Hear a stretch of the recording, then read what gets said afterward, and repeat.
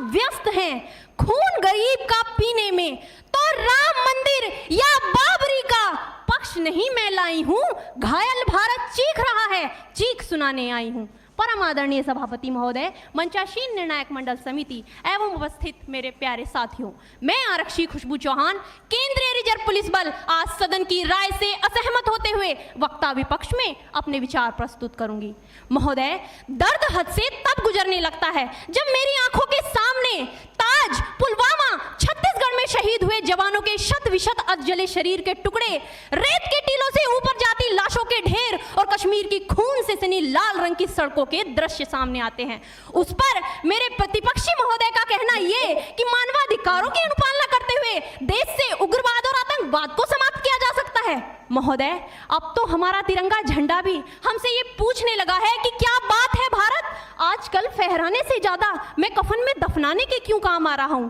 महोदय, हृदय तो उस दिन फट गया जब बूढ़ी मां अपने बेटे के चिथड़ों को देखकर बोली कि साहब, आप तो भर्ती में 1 इंच भी कम नहीं लेते, मैं आधा शरीर कैसे ले लूं। महोदय, आज इन मानवाधिकारों के कारण इन आतंकियों के बंगलों की आकाओं की नाकफनी हंसती है और शहीद हुए हमारे जवानों के आंगन की तुलसी रोती है। जब एक शहीद हुए जवान की विधवा की वेदना चीख चीख कर ये कहती है कि प्यार भी भरपूर गया, मांग का सिंदूर गया, नन्हे नौनिहालों की लंगोटियां चली गई, छोटी छोटी बेटियों की चोटियां चली गई, और आपके लिए तो एक आदमी मरा है साहब, मेरे घर की तो रोटियां ही चली गई। महोदय, किसी भी युद्ध को जीतने के लिए पहल करना सबसे ज्यादा आवश्यक है, क्योंकि इतिहास गवाह है कि पहल करके बड़े बड़े युद्धों के परिणाम बदल दिए गए हैं। परंतु आज मानवाधिकारों के कारण हमारे देश के जवान इस कदर बंधे हुए हैं कि अपनी ड्यूटी पर खड़े होकर भी वो आज पहल करने से डरते हैं, क्योंकि महोदय, भविष्य में उन्हें कटघरे में खड़े होने का डर सता रहा होता है। वो ये जानते हैं कि चाहे एक उग्रवादी की राइफल से निकलने वाली गोली को ये तय करना पड़े या ना पड़े कि वो किसे लगेगी, लेकिन हमारी राइफल से निकलने वाली हर गोली को ये निर्णय लेना पड़ता है कि चाहे वो किसी निर्दोष को लगे, दोषी को लगे या ना लगे, परंतु किसी निर्दोष को नहीं लगनी चाहिए। यदि ऐसा हुआ तो ना तो ये समाज हमें छोड़ेगा, ना ही तिल का ताड़ बनाने वाली ये मीडिया हमें छोड़ेगी। और महोदय, मानवाधिकार के तले